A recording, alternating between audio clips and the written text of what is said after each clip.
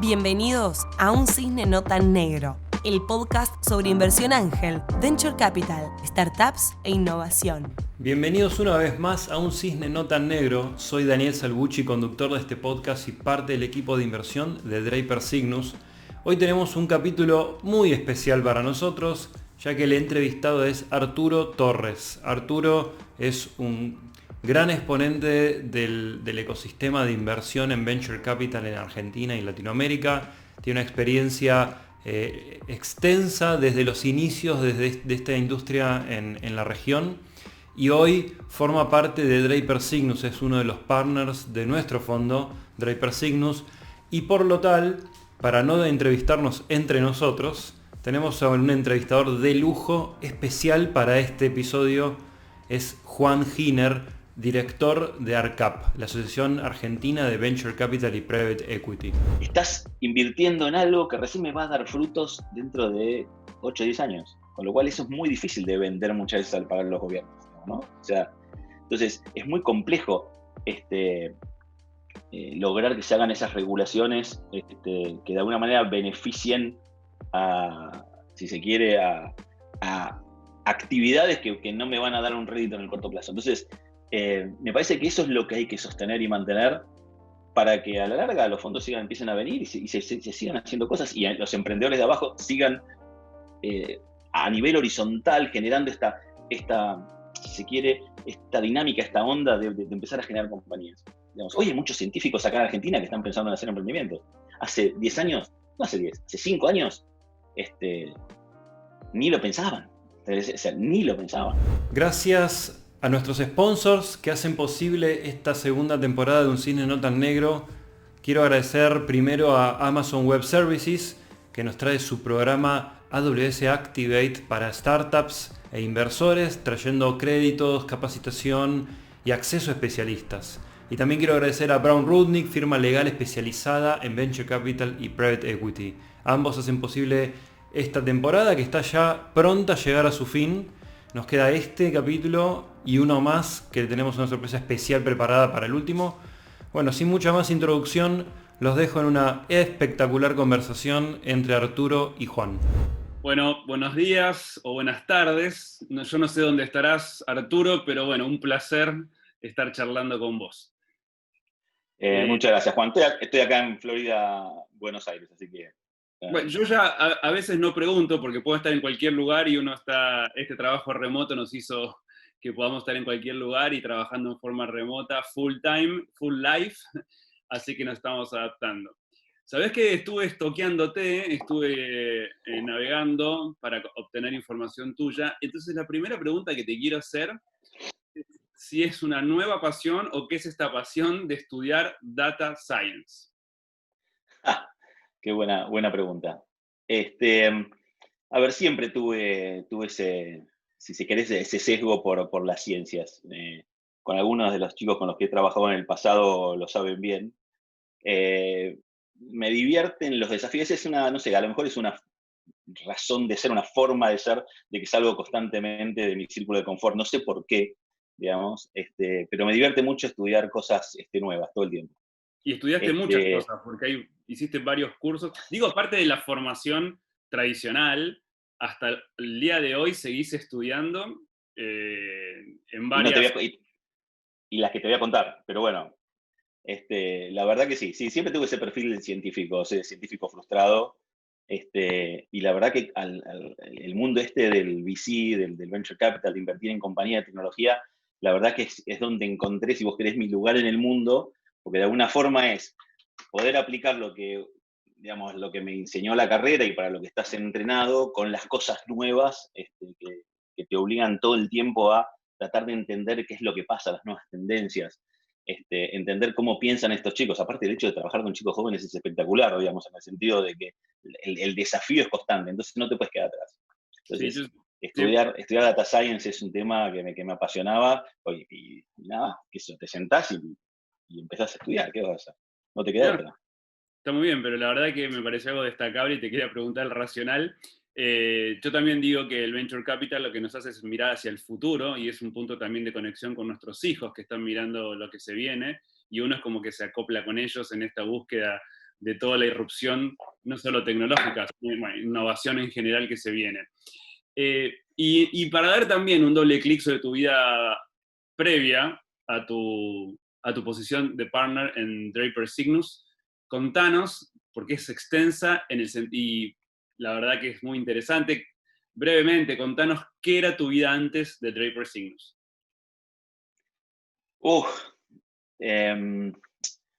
A ver, empecé en el milenio anterior. En el milenio anterior empecé con... A ver, vayamos a la parte divertida, que es cuando me empecé a enroscar con este mundo de las inversiones y de venture capital.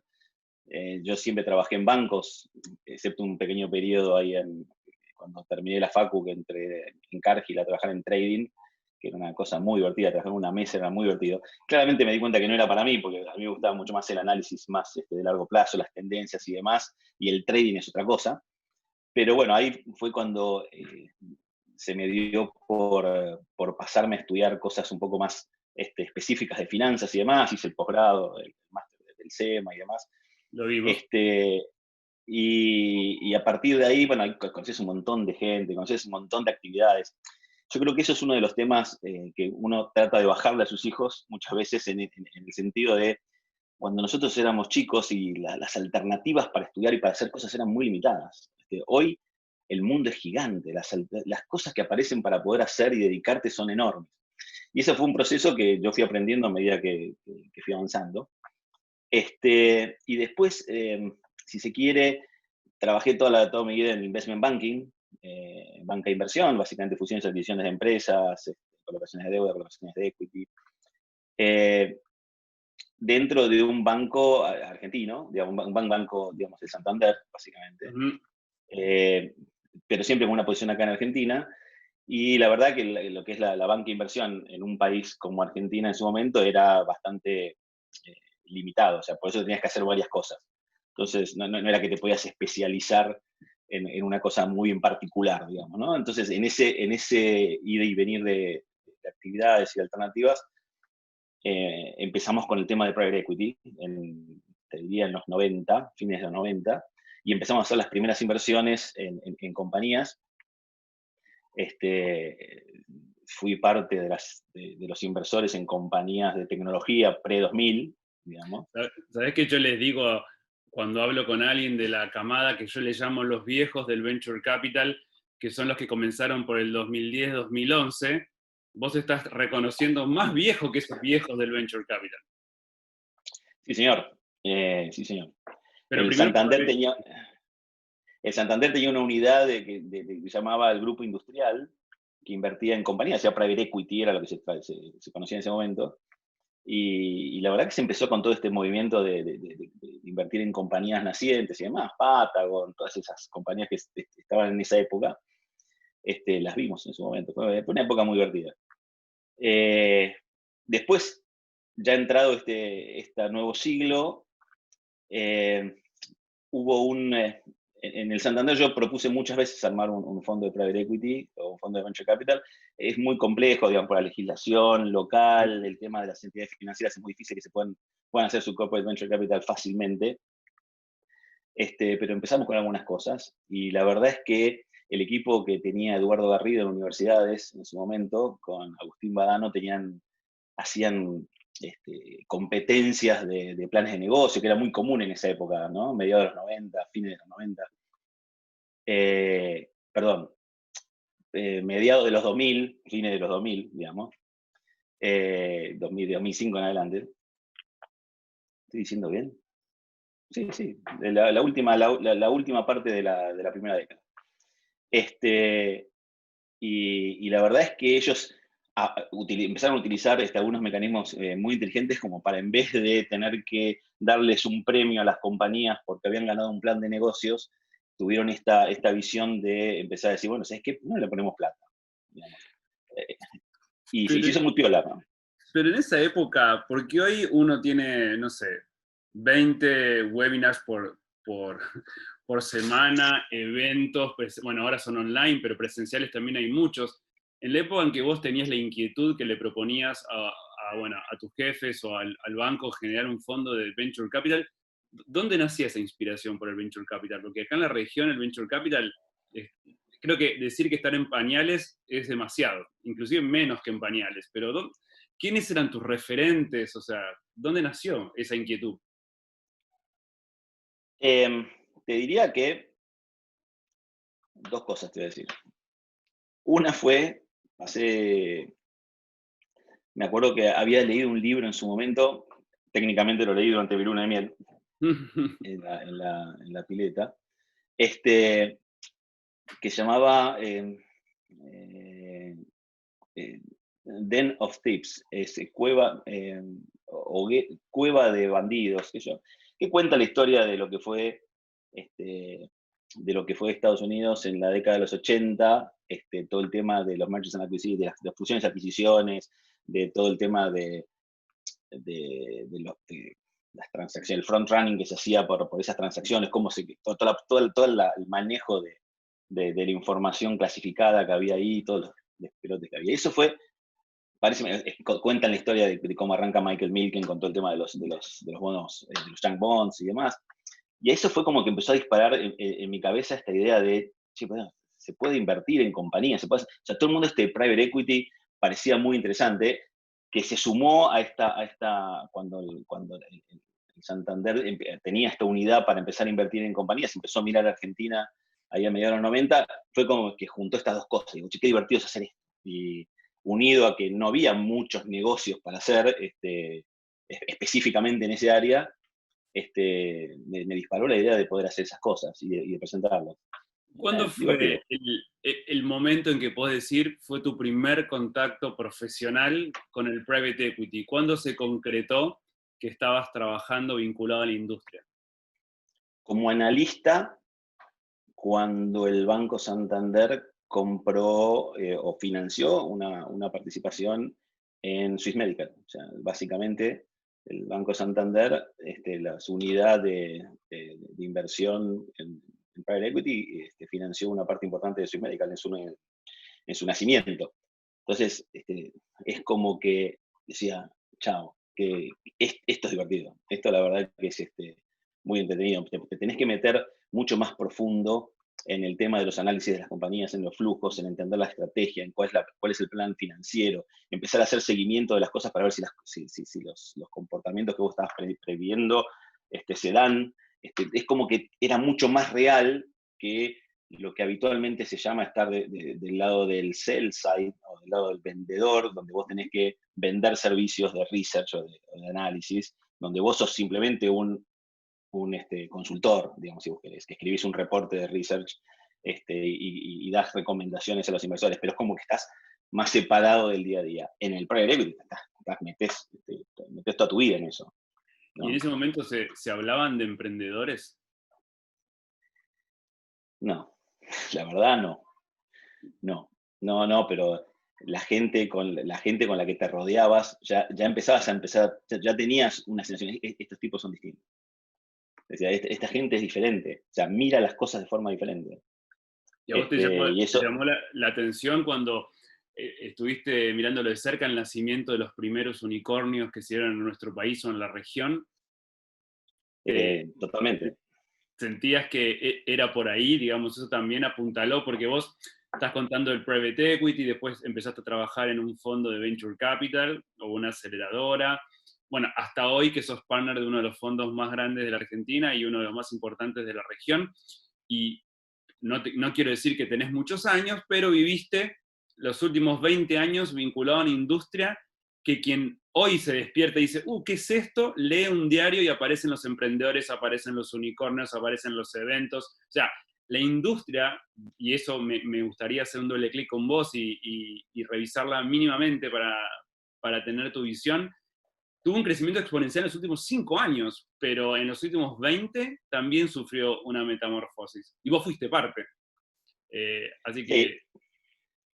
Es difícil verlo desde adentro. O sea, es cierto, primero, tengo muchos años, eso es cierto lo que dijiste. Segundo, es muy loco. Es muy loco todo lo que pasa. Es muy loco lo que pasa en el mundo, digamos. Yo no puedo creer, o sea, cuando yo entré en Cargill, te estoy hablando años 90, ¿sí? La mesa de trading no tenía una posición diaria de lo que hacía. O sea, ¿entendés? O sea, lo llevaban en un papel, vos recibías información por telex de papel engomado,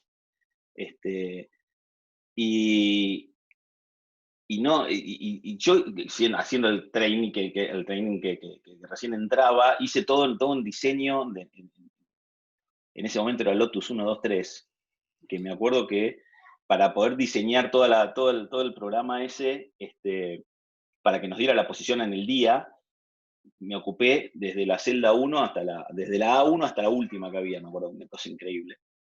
Pero trasladá eso a donde estás parado hoy, donde acá tenés más, en este artefacto, en este device, tenés más poder de cómputo que lo que se llevó el Apolo 11 a la Luna, digamos. Entonces, vos decís, y lo estoy viendo yo, y lo estoy viviendo. Entonces, me parece que en el esquema, en el mundo emprendedor pasó exactamente lo mismo.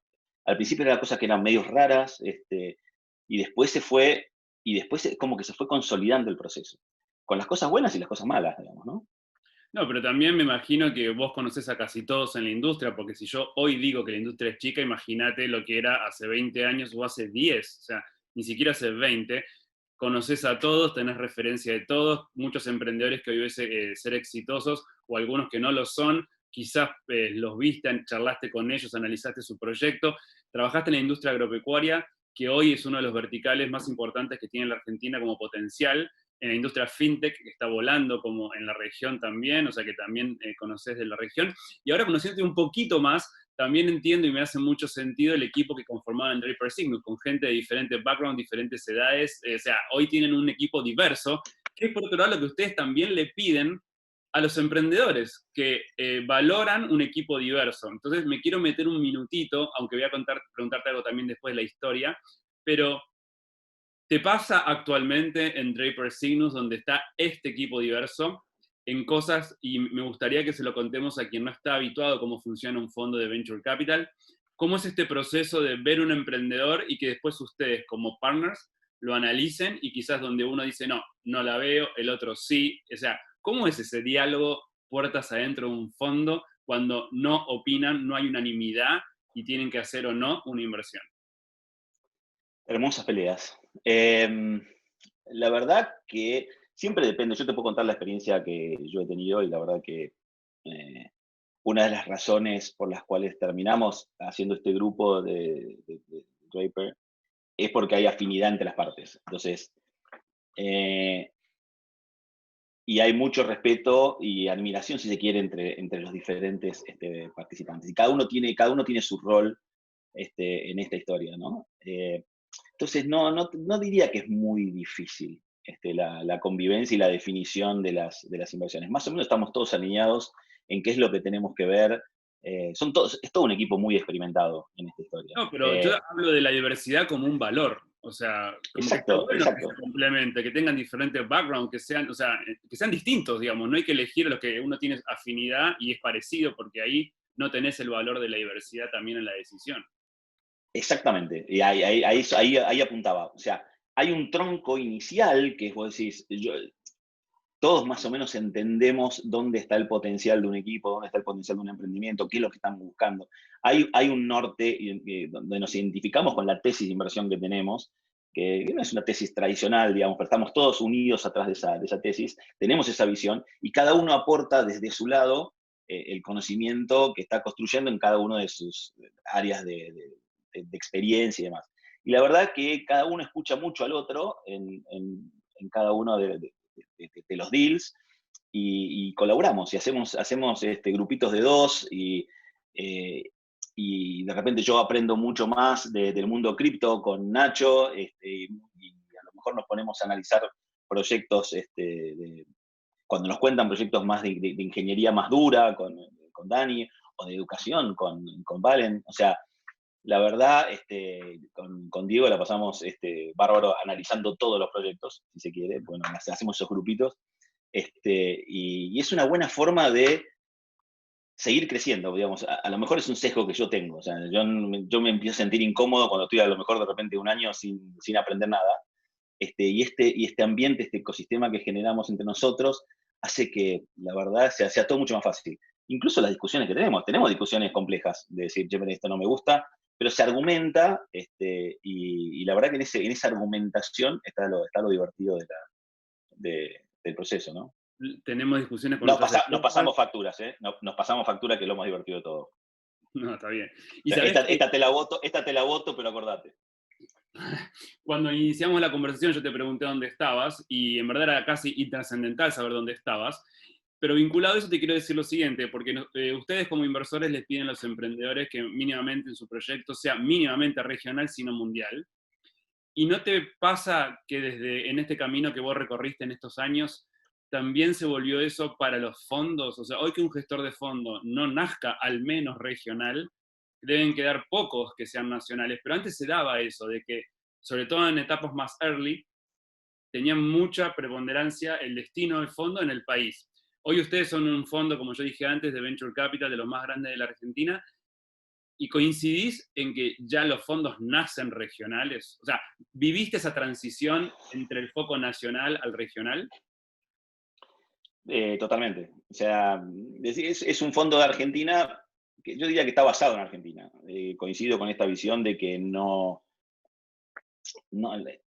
depende mucho de la geografía también. O sea, vos podés hacer un fondo específico, de un vertical específico, de una región específica en un país desarrollado, en Estados Unidos. Vos podés hacer un fondo especializado en biotech en la costa este de Estados Unidos. O sea, y tenés suficiente cantidad de startups en esa zona como para invertir. Siempre es una cuestión económica, es una cuestión de qué cantidad de deals vos podés conseguir en una determinada región, en tu tesis de inversión, y que justifique el monto de capital que vos vas a levantar para hacer ese proyecto.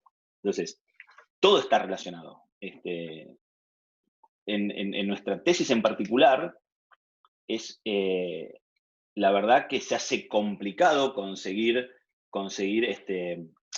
suficiente cantidad de deals en un solo país, en una sola región. Tenemos que empezar a mirar la región como tu territorio de ocupación, si vos querés, de búsqueda de nuevos deals.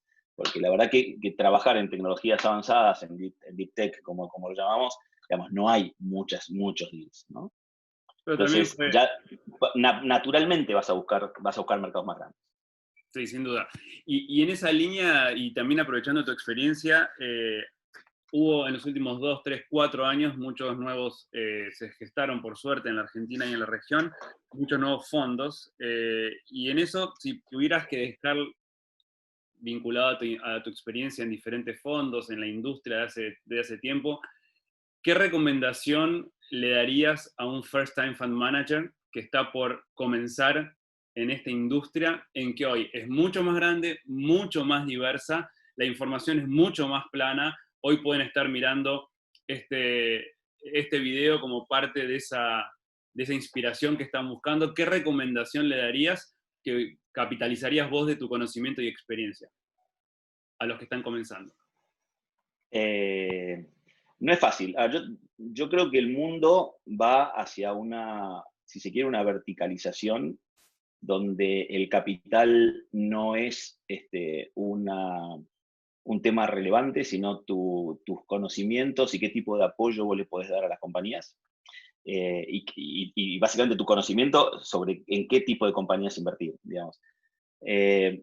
Hoy todavía en la región, si se quiere, el capital es un factor, un recurso escaso, con lo cual vos podés hacer negocios y podés hacer operaciones interesantes nada más que teniendo el capital, pero yo creo que eso no, ya en los deals más interesantes en la región ya eso no pasa, digamos, el emprendedor te elige, entonces vos como fund manager de alguna forma tenés que ser capaz de demostrar, de vender qué tipo el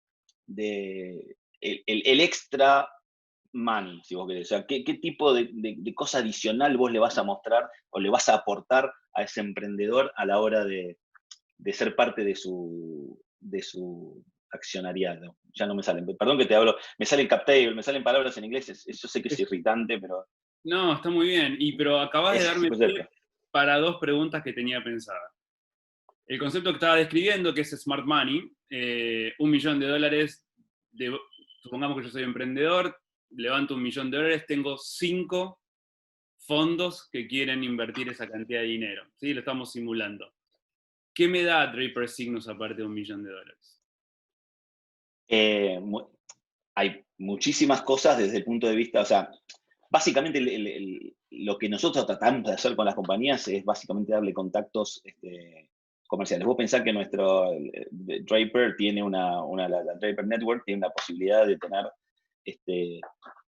colegas a lo largo de todo el mundo, donde hay que están invirtiendo en compañías todo el tiempo.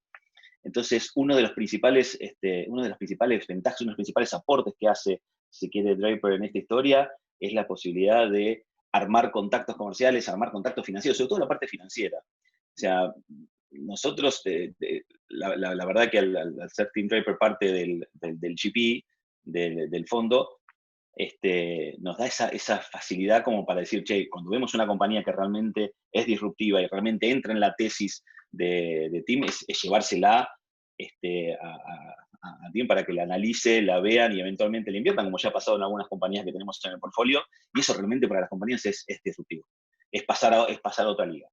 Nuestra idea es básicamente eso, es aprovechar, por un lado, esa capacidad que tenemos, si se quiere, de poder conseguirles links financieros para las rondas futuras, y por el otro lado tratar de también ayudar a las compañías a que se internacionalicen a través de los contactos que nosotros tenemos, desde el punto de vista comercial, desde el punto de vista científico también, desde el punto de vista del conocimiento. Tenemos un consejo de asesores, un consejo de asesores, persona fea, un consejo de asesores en diversas ramas que nos ayudan en los diferentes verticales en los cuales nosotros nos metemos, y sobre los cuales nosotros trabajamos, porque no te olvides que en definitiva nosotros somos o economistas o venimos de esa pala, o ingenieros, venimos de ese lado, y la verdad es que para trabajar en biotecnología necesitamos tener expertos y contactos con gente experta en el sector que nos ayude a validar determinadas cosas.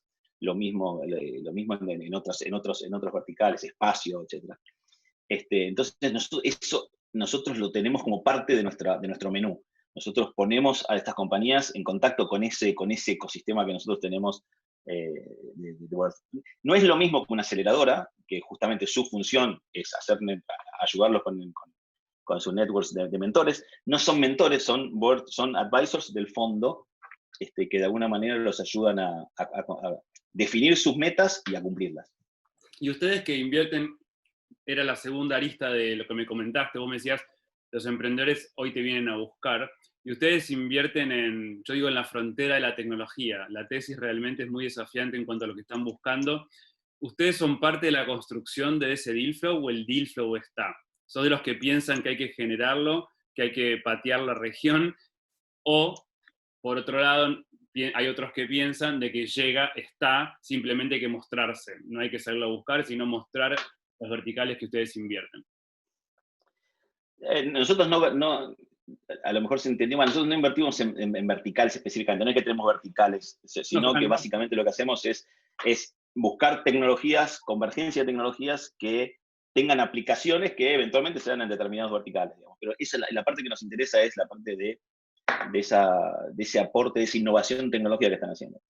Respecto a tu pregunta, es una combinación de las dos cosas. Nosotros como ticket de inversión, si vos querés, invertimos desde $100,000, $200,000 hasta $1 millón, $2 millones en follow-ons, digamos.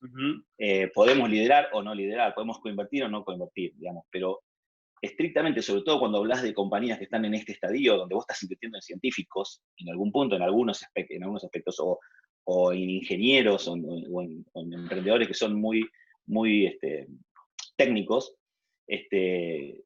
generalmente lo que nosotros tenemos es un periodo de conocimiento de estas compañías que los acompañamos desde el arranque, digamos, que desde que los conocemos y todavía detectamos que no están para ser invertidos, lo que hacemos es un seguimiento de esos proyectos que los tenemos en un pipeline, donde vamos viendo y haciéndole coaching, si vos querés, de alguna forma, para ir entendiendo cómo van evolucionando. Es una especie de, si vos querés, de due diligence anticipado de esos proyectos. Nos sirve a los dos. Ellos empiezan a entender cómo es el mundo de las inversiones, nos empiezan a conocer, saben qué valor le vamos a poder dar, y viceversa. Nosotros empezamos a entender cómo funciona la cabeza del científico, cómo funciona la cabeza del emprendedor en términos de definir objetivos, en términos de poder transformar lo que están haciendo en un producto que eventualmente vaya al mercado. Todo ese tipo de cosas son procesos.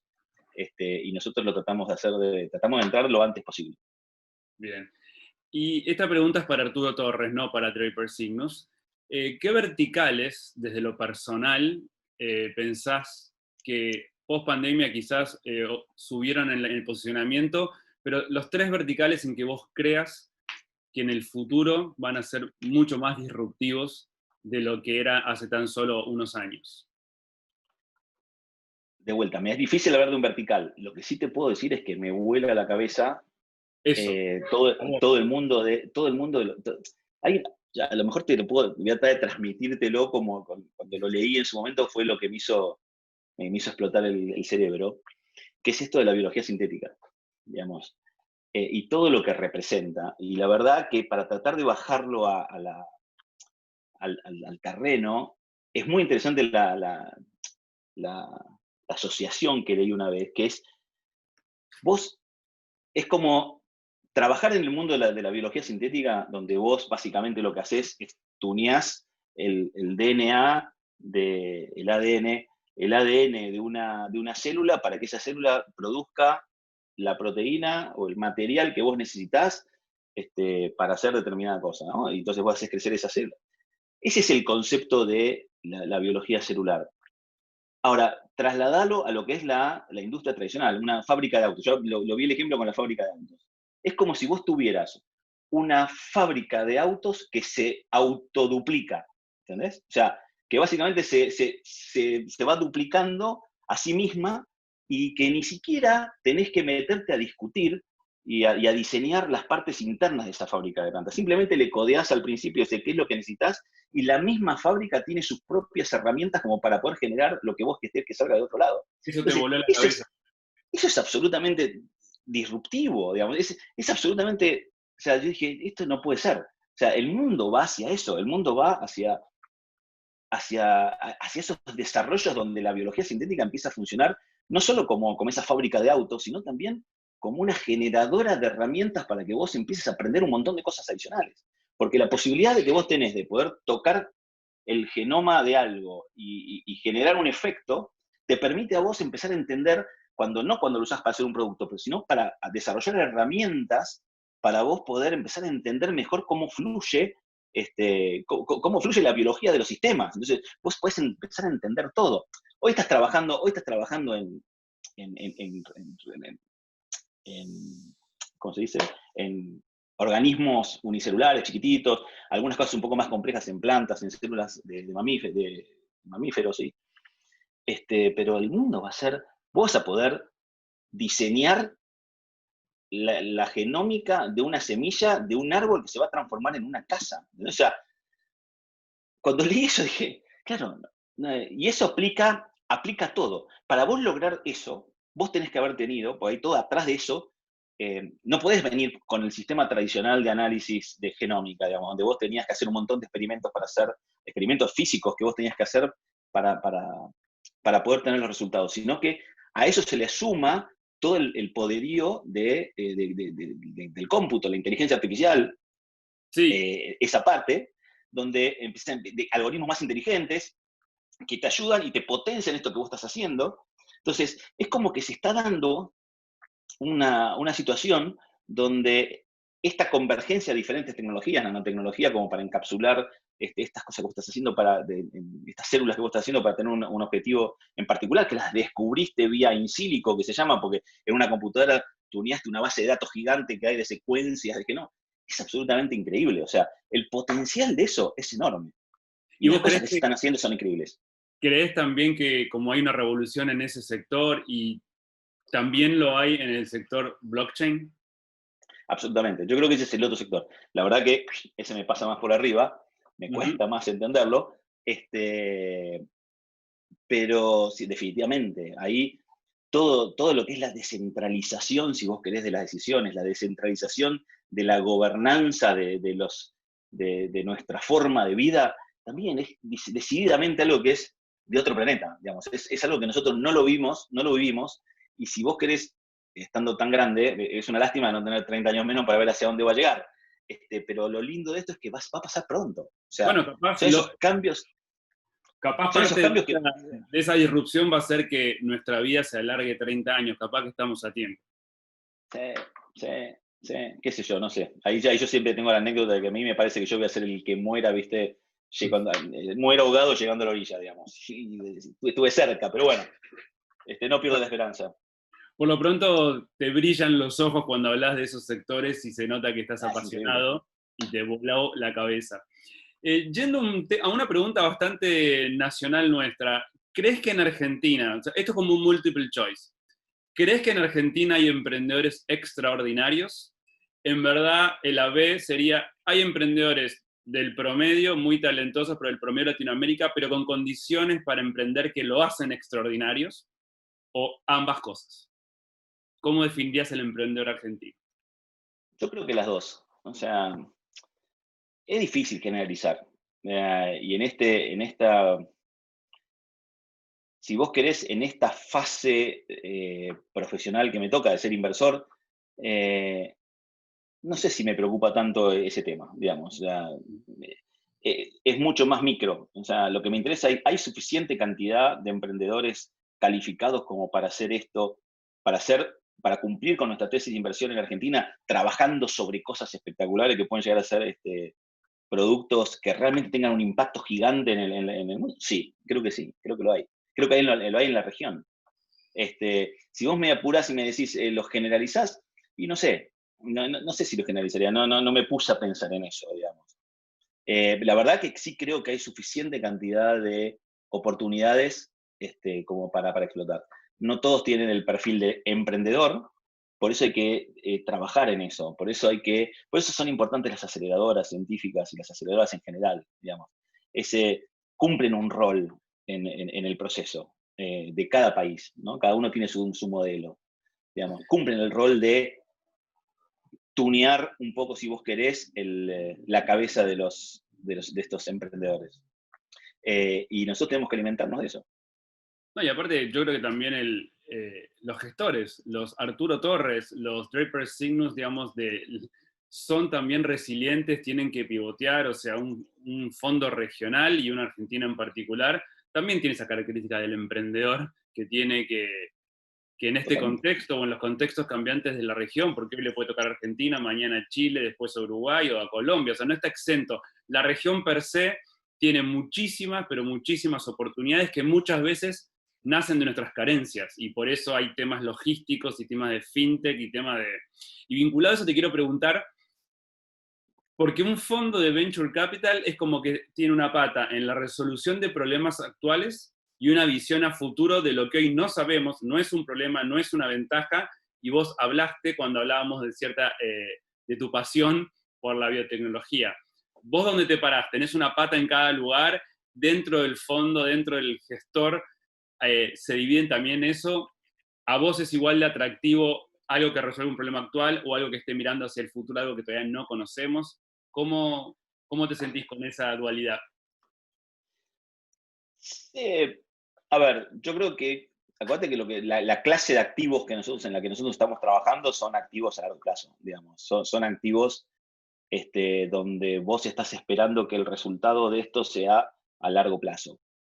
El resultado a corto plazo es una circunstancia, es algo circunstancial, digamos. Si vos, sobre todo en este tema biológicos, digamos, muchas veces tenés suerte de que le pegaste a lo que estabas buscando, y realmente los experimentos que hiciste te dieron bien y lo resolviste en 2 años en vez de en 8, digamos, es circunstancial. Vos tenés que estar preparado en esta industria, y ahí me engancho con lo que habías comentado vos la pregunta anterior, que es esto de la resiliencia. La misma resiliencia que tienen los emprendedores la tienen que tener los emprendedores, los inversores.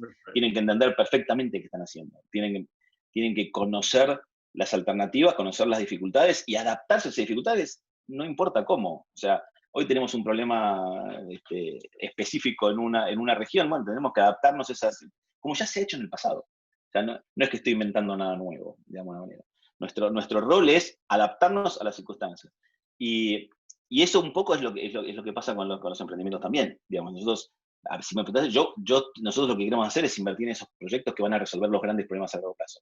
Si en eso estamos mirando, eso es lo que analizamos. Si efectivamente lo logran hacer en 2 años, bueno, ahí a lo mejor tenés es, es digamos, el éxito prematuro es siempre, digamos, es bueno.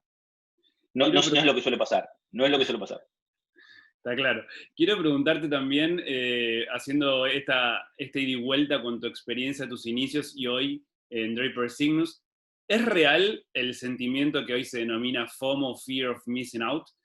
Cuando antes eran menos, la posibilidad de que un gran emprendedor se vaya con otro fondo. Me imagino que hace 20 años no es lo mismo que es hoy. ¿Existe eso hoy? ¿Es real el que haya tantos fondos regionales que están quizás mirando el mismo emprendedor? ¿Le agrega cierta presión al venture capital? Totalmente. Así es. Existe. El tema es de vuelta. Vos tenés que tener como inversor la disciplina de saber en qué es lo que vas a invertir y por qué y en qué condiciones la puedes invertir. Generalmente vos, más allá de que vas a invertir en un proyecto que tenga un potencial retorno enorme, las posibilidades de que lo obtengas son muy bajas. Entonces, gran parte, como en casi todos los negocios, el negocio lo hace cuando compras relativamente barato. Entonces, no tiene mucho sentido por este FOMO famoso salir a sobrepagar activos que realmente a lo mejor no lo van a valer. Sobre todo en una industria con alta volatilidad como la nuestra. Yo creo que ahí es donde pesa esto que estábamos hablando antes de qué le das adicionalmente, además de la plata, o sea, a los proyectos. Vos tenés que lograr convencer a esos emprendedores que quieran trabajar con vos, independientemente de si la compañía vale un 10% más o un 10% menos. Y yo creo que ahí es donde tenemos que trabajar más. Tenemos que mejorar nosotros, tenemos que saber más nosotros sobre las diferentes industrias y los diferentes mercados donde se desarrollan estas compañías, trabajar más en los directorios de las compañías ayudando a los emprendedores, trabajar más en desarrollar mejores los board of advisors que nosotros tenemos para apoyar a las compañías y para apoyarnos a nosotros mismos. Ir desarrollando, si vos se quiere, ese relacionamiento, que creo que es lo que estamos haciendo. Sabés que cada día más miramos la región. La verdad que yo trabajo en una asociación que es Argentina y que queremos que ojalá cada vez más emprendedores sean invertidos en la Argentina y haya más fondos en la Argentina. Pero la pregunta a nivel región, que vos también la conocés, es ¿qué es una cosa, o como lo quieras desarrollar, pero qué es lo que le falta para vos a la región para lograr un ecosistema maduro, más blindado a los vaivenes económicos o a las coyunturas? ¿Qué tiene y qué falta? Las dos cosas te pregunto. ¿Qué se ha logrado en estos 20 años y qué todavía tenemos que capturar?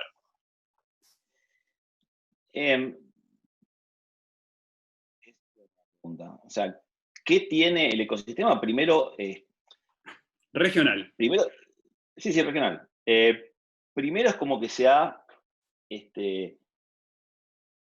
encarnado, si vos querés, este concepto de emprendedorismo. Se ha encarnado el concepto de startup. Obviamente eso tiene cosas buenas y cosas malas, digamos. Tenés que poder separar el polvo de la paja, digamos, en su momento, ¿no? Porque hay un montón de emprendedores. O sea, la parte mala donde si se quiere el emprendedor que viene porque cree que va a ser el próximo mercado libre, y no tiene nada, no tiene solidez, etcétera, etcétera. Hay mucho de eso. Y como vos también decías que hay muchas aceleradoras, muchos fondos que están creciendo, y está este tema del FOMO, muchas veces se financian cosas que no se tienen que financiar. Pero decididamente, en los primeros días de NextTP, trabajamos mucho en Colombia, ponele, y en Chile. Ya vi los desarrollos de esos dos mercados en primera persona, si vos querés, de viajar. Y la verdad que lo que había en su momento con lo que hay ahora es increíblemente más grande, más vibrante.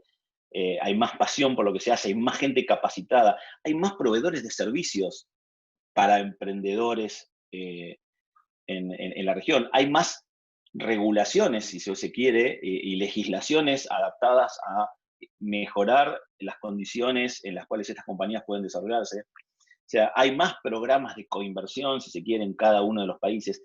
Hay más de todo.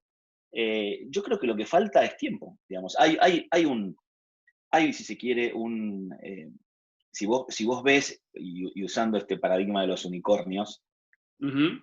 cada vez más, y con esto que estamos hablando de la descentralización, del desarrollo de nuevos polos donde se hagan cosas, digamos, donde se desarrollen emprendimientos tecnológicos, ya no está tan concentrado, si se quiere, en la costa oeste de Estados Unidos, digamos. Ya hay más posibilidades de que se empiecen a desarrollar otras compañías en otras latitudes. Y eso es producto de estas cosas. Entonces, me parece que no hay necesariamente...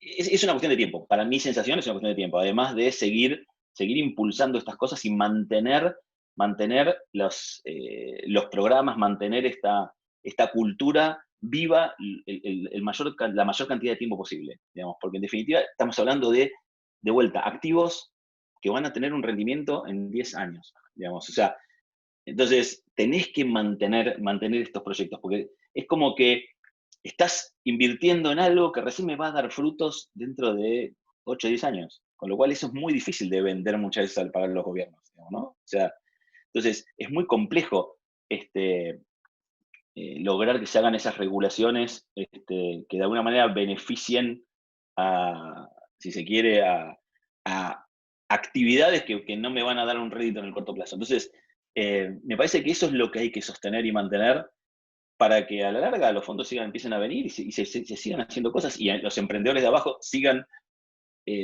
a nivel horizontal generando si se quiere, esta dinámica, esta onda de empezar a generar compañías. Digamos, hoy hay muchos científicos acá en Argentina que están pensando en hacer emprendimientos. Hace 10 años, no hace 10, hace 5 años, ni lo pensaban. O sea, ni lo pensaban. Yo te lo pregunto desde el sesgo que trabajo en una asociación que promueve este tipo de inversión, y lo que creo que lo que falta en la región, y la última pregunta va a estar enfocado a eso, es que más empresarios, más family office, más empresas se vinculen a esta industria. Y una vez escuché que me encantó, le hice una pregunta a un family office chileno, y le dijeron, ¿por qué ingresaste a esta industria? Y contestó muy simple, pero muy concreto: para reducir el riesgo de obsolescencia. Me pareció espectacular, por eso lo traigo a esta conversación con vos. Y como última pregunta te quiero decir, ¿qué tan real crees que es esa frase? ¿Y qué mensaje le daríamos a aquellos empresarios tradicional que está acostumbrado a comprar hectáreas, departamentos, invertir en ladrillos, para que se pase de este lado de la tranquera? ¿Cómo hacemos? Porque la tranquera está abierta para lograr que pasen. Ese es el gran tema. A ver, yo creo que la forma más fácil de convencerle es decirle, Google, todos coincidimos que es una empresa innovadora que está en la frontera de la ciencia y de la tecnología y qué sé yo. Google, para poder incrementar o mejorar su innovación o su paso innovador, puso la innovación afuera usando el venture capital. O sea, si esas compañías entienden que la innovación en general, hablo en general, siempre hay excepciones, en general, las grandes estructuras, las empresas, las que están tradicionalmente diseñadas para cumplir un objetivo, atacar un mercado que ya conocen, un cliente que ya están acostumbrados a saber cómo se comporta, todo un montón de factores que están asociados al mercado tradicional, un mercado conocido, un mercado que no tengo que innovar nada, digamos, simplemente tengo que hacer innovaciones marginales para mantener mi cuota de mercado. Es difícil que todo el management de esas compañías pongan a riesgo el statu quo de la misma forma que un inversor, que un emprendedor está dispuesto a hacer cualquier cosa y dar vuelta a todo ese modelo que no le importa nada. Entonces, esa diferencia de visión, esa diferencia si se quiere, de aversión al riesgo, básicamente, digamos, hace que los empresarios de las empresas incumbentes tengan que darle una buena pensada a esto, digamos. ¿Cómo voy a hacer? Me encantó la frase del fondo chileno, digamos, o del empresario chileno. Tienen que generar esa innovación, y esa innovación, generarla dentro de las compañías es muy difícil.